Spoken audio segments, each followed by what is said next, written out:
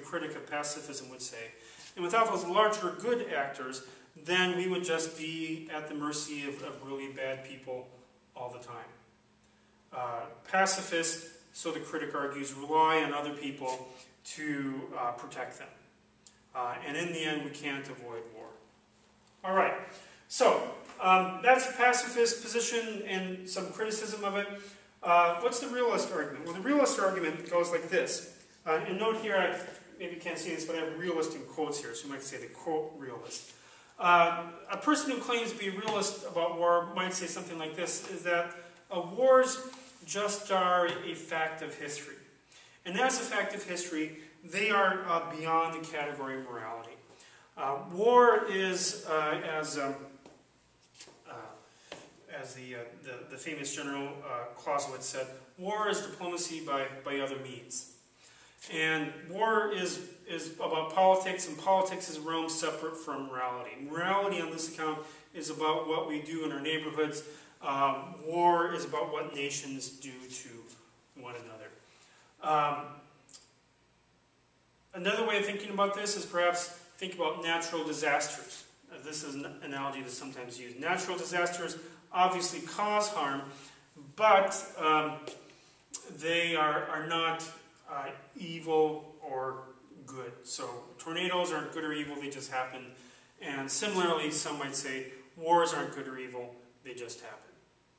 Okay, now there is at least one kind of intuitive appeal to here for some of us in this distinction between politics and ethics. And for many of us, there does seem to be that kind of distinction at play there, that there are things that are permitted at the realm of politics that aren't normally permitted in the ethical realm. But this seems to take the argument too far. If war is never a moral issue, then there is no means by which to morally condemn wars. And it seems like this is something we ought to be able to do. That there are good reasons to go to war, and there are bad reasons to go to war. And so when Hitler went to war, we see that as a bad reason, because the reason simply was to take over countries in Europe to the benefit of Germany and to the expense of everyone else. The decision by Saddam Hussein in 1991 to invade Kuwait we can view similarly, and many other instances in history, perhaps including past instances of when the U.S. went to war. So if we take the realist position, the only way we can criticize other people's or other nations' decision to go to war is on political grounds, pragmatist grounds, but not on moral grounds. And this seems incorrect. There seems to be, many of us would say, good reasons to go to war and bad reasons to go to war, and we have to distinguish between the two. So, if we reject the pacifist option and the realist argument, and some of you might not, some of you may find yourself persuaded by the pacifist account, some of you might find yourself persuaded by the realist account, but if you're not persuaded by either of these two, then you may end up here. The just war argument. So if you are an advocate for just war, you believe that there are in fact good reasons to go to war and bad reasons to go to war. And just war theorists over history have tried to develop such reasons.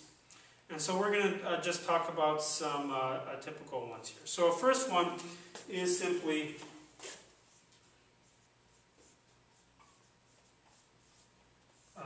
just cause. So in order to go to war, one should have a good reason to go to war. So this brings up the issue, well, what counts as a good reason to go to war? Well, a traditional argument is simply self-defense. And many would say self-defense is the only reason to go to war. One should go to war only when one's livelihood, one's freedom, one's country is at stake. And on a very literal rendering, this would mean only when one's country is invaded. So in the case of World War II, the United States was justified in going to war because they were first invaded, attacked by the Japanese, and the Japanese, being allied with the Germans and Italians, justified the American decision to go to war against all three of those nations. However, on that account, the Iraq War is not so obviously justified, because Iraq did not attack us directly at all, or, well, Iraq did not attack us at all.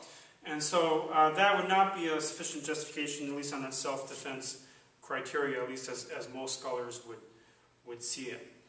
So that self-defense criteria is a quite a rigid one, and of course, if everyone adhered to the self-defense criterion for just war, there wouldn't be any wars, which is one of the reasons to support it. If war is indeed a bad thing, we want to make sure wars don't happen, and if the only reason people went to war was because of self-defense, we would soon not have any wars, because there wouldn't be any reason to go to war. Now, there are some other ways to think about this. So, one of the issues that comes up with just cause is the issue of what's called preemptive strike.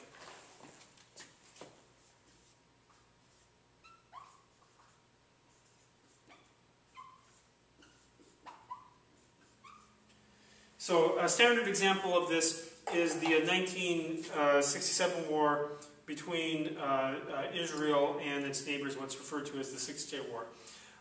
This was a case where Israel attacked first, and Israel justified their attack because they argued that their Arab neighbors were in fact building up to go to war with them. And so rather than just waiting like a sitting duck for their neighbors to attack them, Israel decided to strike first, and so thereby gain the upper hand. So in this case, the criteria still was really a self-defense criteria, but it was interpreted in a way that allowed them to strike first. And this seems plausible, although it does raise issues, because once we have this claim about preemptive strike, this can be very slippery. One person's preemptive strike might be another person's just simply act of aggression. And so we have to be sure that we have, in addition to just cause, a second criteria, right intention.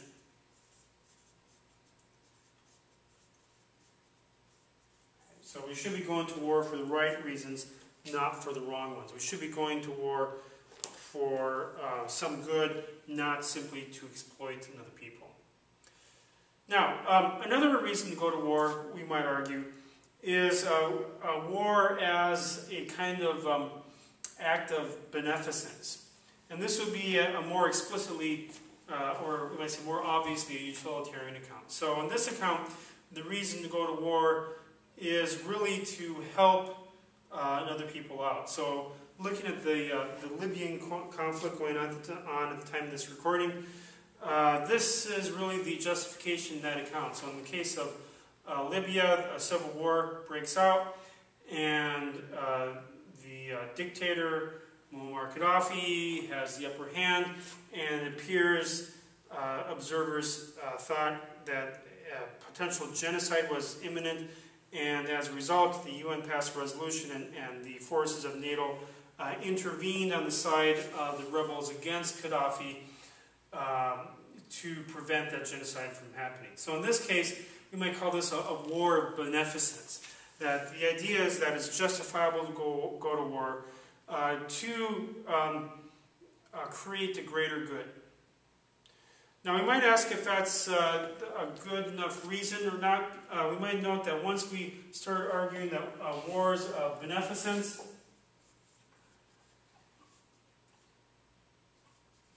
are justifiable, this opens the door for lots of possibilities to go to conflict that would not be justifiable on the criteria of self-defense. And it also raises the question critics would complain about: how do we decide whose benefit we go to war over? There are many countries in the world that have problems, and so what makes one country more worthy of this sort of military intervention than another?